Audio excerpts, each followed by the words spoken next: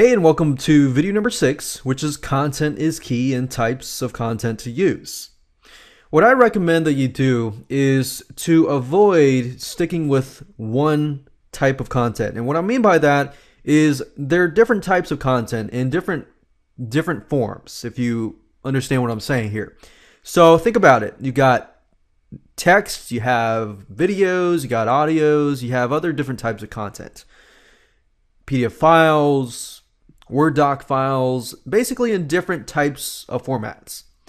And some tend to appeal to different types of people. Some people prefer to just read. Some people prefer to watch videos. Some people prefer to just listen. So as you know, there are 3 different types of learners. There's kinesthetic, there's visual, and there are auditory. So certain people like certain things. And guess what? If you provide all 3 scattered in a longer post, then more likely somebody is actually going to stay on your website. Now, keep in mind though, of course, the content is key. So you want to have a balance of mixing all the content together, but also having really good content. You don't want to just put a bunch of gibberish images, gibberish text, and video together and assume that it's going to convert or people are going to stay on your site, right? You want to provide a balance. You have good content, plus you have an array of different mixture of content. And that way you're able to reach different types of people. Now, I'm going to actually show you some testings that we have done to show you that actually videos tend to be better in terms of stick rate and engagement rate if done correctly, and are proven to have a higher stick rate. So you can actually keep people on your site for about 10, 15, 20 different minutes just actually watching your videos. Now, when you have text, you want to make sure that you have text and images. If you can't do video, that's fine. Just stick with images and text. But make sure that the article is long enough so that people actually stay on your site. Or if you do video, then make sure that you have some text that surrounds the video. So if somebody doesn't really want to watch the video, they can read the text. But if they're interested in the video and the content is good, they will be willing to watch the video. So this is really what I wanted to talk about today in this video, is to show you that you want different types of content put together. So I want to show you some examples of really good content that has been laid out. So I went on Google, I found this particular site, which is a site with tons and tons of content, and you'll see that somebody could really get hooked on this site because they read into this, they see, links that link into the inner content, thereby reducing the actual bounce rate. So keep in mind that if you have a one-page WordPress site or HTML page and somebody clicks on the backspace, they go back to Google, that's considered a bounce rate, right?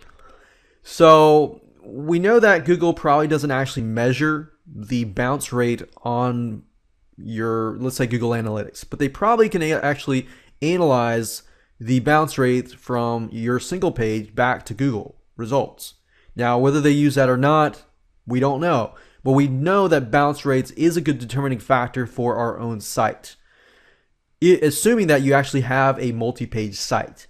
So if you have a multi-page site and you got a high bounce rate, that's probably what that means, that you're not converting as much and people are not staying on your site as much. So with that in mind, you got words here, you got pictures, and the pictures enable people to actually look. Okay, so this could take about 5-10 seconds. And then they actually read the content and so forth.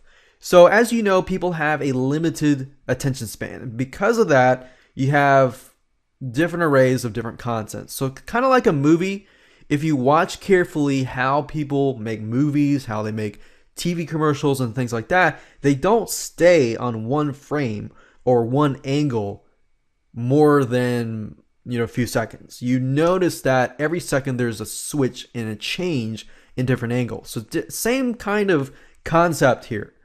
So you have content, you got images, content, images, content, images, content, images, and so forth and so forth.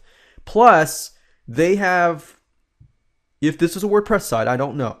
If this is a WordPress site, this is really, really cool. but it says related posts. You might also like all these other posts. So if somebody really likes the content, then guess what? They're going to click on one of these other posts and they're going to get hooked on your site. So they also see related posts on the site as well. Now, you notice a lot of these posts tend to have like 15 top things, 20 top things, or 101 top things, or 7 things, 10 things, and so forth. That's because when people see that, they're going to want to look at all 10 things. And that's going to take time. That's going to take 5, 10, 20 or so more minutes. And then they're going to see something related, and then they're going to want to go to that other post. So you get what I'm saying here? You want to have a different mixture of posts. I don't see a lot of videos on these posts and pages here, but there's a lot of images. So if you want, another thing you could do is take a video that you created. You could either do this yourself or outsource it. And you can actually take screenshots. So let's say, for example, this particular video that I am teaching you. You could turn this into a screenshot, step-by-step screenshots, show people exactly what to do.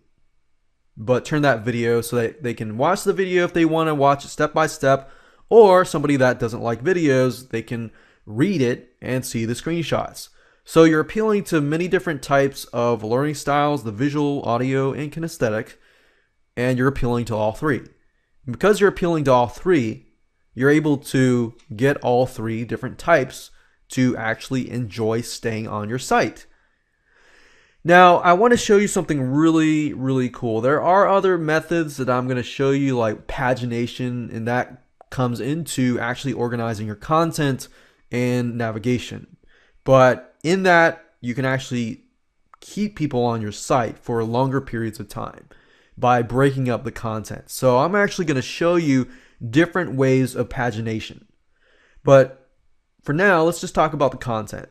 Now, let me show you a video that I actually own.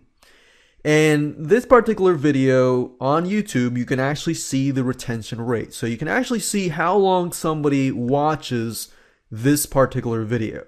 So as you can see, this is a 17-minute video. That's pretty long, right? Most people are not going to stay for a 17-minute video.